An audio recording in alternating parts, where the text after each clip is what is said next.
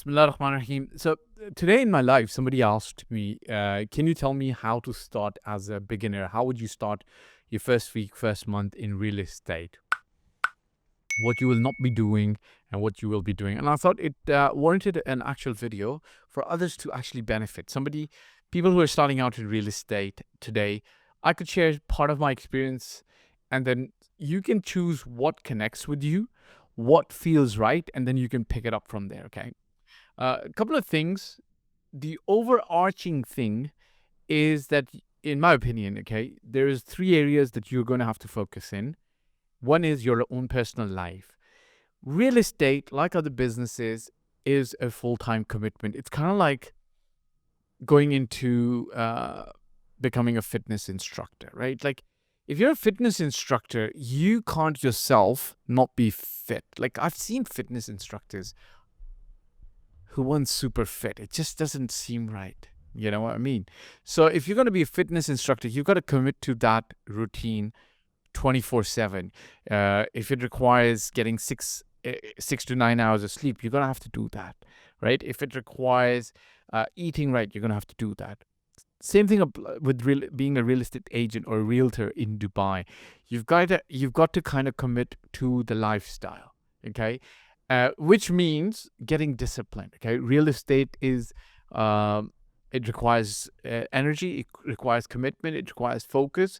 So you're gonna have to commit to no late nights, no bad friends, reading, communicating, learning how to communicate better, learning how to be a better salesperson, learning how to understand clients' needs, so on and so forth. So you've got to get into the habits of reading books and so on and so on. So that's one main component, which is your life. The other main thing is understanding Dubai real estate processes. Like, every country has its own processes on how real estate transactions operate. I'll give you a simple example. If in Dubai you want to advertise a property today in 2025, you've got to have signed written consent from the person who is the ultimate decision maker as a seller. It could be a developer that is developing hundreds of properties. You have to acquire something called a no objection certificate so that you can actually advertise their properties locally or globally. Same thing with a single seller. The person who actually owns the property needs to give you permission for you to be able to sell that property. Got it? Same thing applies to a buyer, right? A buyer who's coming into the market. There'll be buyers who are just window shopping. You've got to understand. There'll be buyers who are super serious. You've got to understand. So the serious buyers, the people who are really, really into things, you're going to have to understand how to get along, understand their requirements, and then perhaps sign them onto a buyer's form, either exclusive or non-exclusive. Like all these real estate process, or when the deal is about to get closed. You've got to learn these. How do you learn these? You can't really learn these sitting at home. You're going to have to be in the field, in the middle of doing things, transactions, and you will get better. Last but not the least is the actual real estate in Dubai. Okay, so how many areas are there? How many prime areas? How many prime villa areas? You know, you've got downtown, Palm Jumeirah, Blue Waters, Rashid Yachts and Marina, Emaar Beachfront, Arabian Ranches 1, 2, 3, Mudon, Town Square, Nishama, Silicon Oasis. Like, I'm just obviously mentioning a lot out there, but you should, ideally speaking, know a lot of these areas, all of these areas, or you should know the areas that you're going to be focusing in. So, for instance, if you're focusing in high-end luxury in Palm Jumeirah, you're going to have to at least learn about the other areas which may potentially compete, or people who can afford to live in Palm Jumeirah choose to live in these other areas. I'm just saying Dubai Hills, Emirates Hills, Barari, Bulgari, sometimes downtown, penthouses in downtown, stuff like that, right? So you have to learn about real estate in Dubai in general. So once you've got these three things covered, cover your life, cover real estate processes, you learn them by doing, and understand Dubai real estate. Like, go to these areas, like create a map and say, okay, I'm going to go to these areas. It's pretty simple, actually. Like, if you said, hey, I want to focus in Palm Jumeirah, then on a weekly basis, you might go to Palm Jumeirah 10 times, but the other 5 times you might end up visiting perhaps Dubai Hills, have a coffee there, Emirates Hills, have a coffee there, Emaar Beachfront, have something else there, Actually, no, sorry. By mistake, I mentioned Imar Beachfront. I meant to say Bulgari or downtown. Penthouses in these areas are, in terms of prices, they compete with others, right? That's the general real estate part. You're not going to get this day one, but you're going to learn about it, right?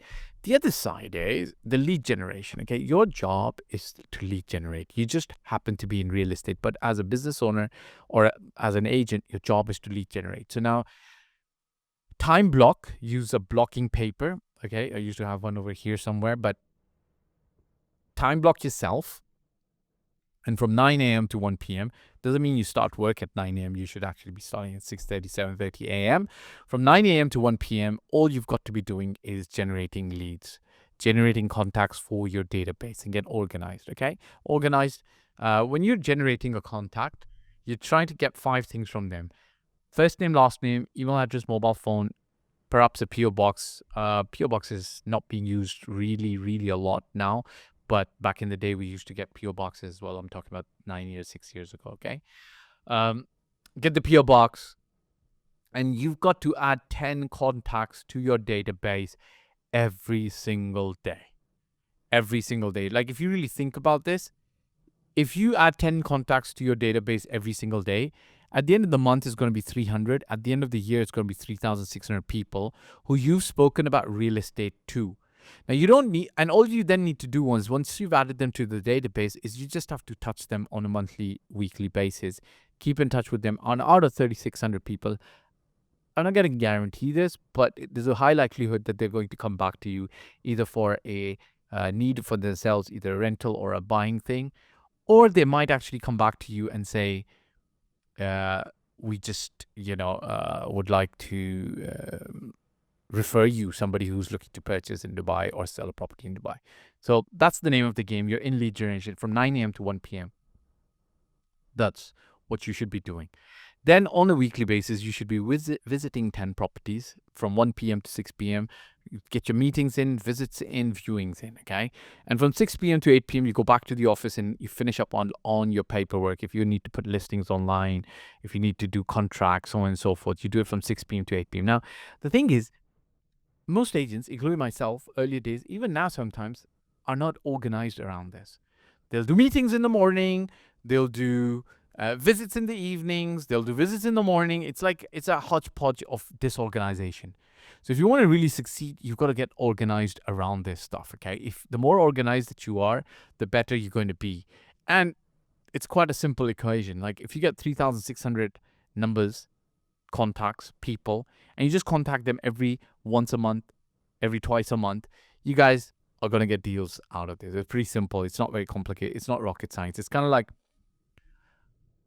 if you tell me like, oh, like, where's the deals? Like, okay, are you actually doing the work? Like, if I came to you and I said, in 6 months' time, I'm going to be perfectly shredded and be able to run 5 miles at sprint level,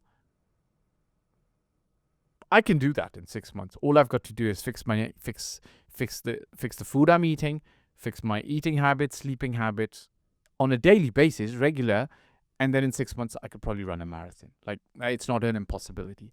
But in 6 months' time, if somebody who says they want to run a marathon but they don't fix their eating habits, sleeping habits, running habits, exercise habits, they're not doing that. Like, there's no excuse. Like, it's not rocket science, okay? So you know that they've not done all of that. Okay, guys, so quick recap. Fix your life. Start reading. Quit Netflix. Reminder to you and myself. Start learning the real estate processes. Start doing real estate in Dubai, learning about that. Lead generate, 921, 921, 921. 1 to 6, meetings. 1 to 6, meetings. 6 to 8, finish up your work. I do say 8 p.m. I've known to be in the office 10, 11, 1 a.m., 2 a.m. Okay, guys, if you found this useful, click the like, subscribe, and bell icon. If you agree or disagree, you can always do that in the comment section. Bye for now.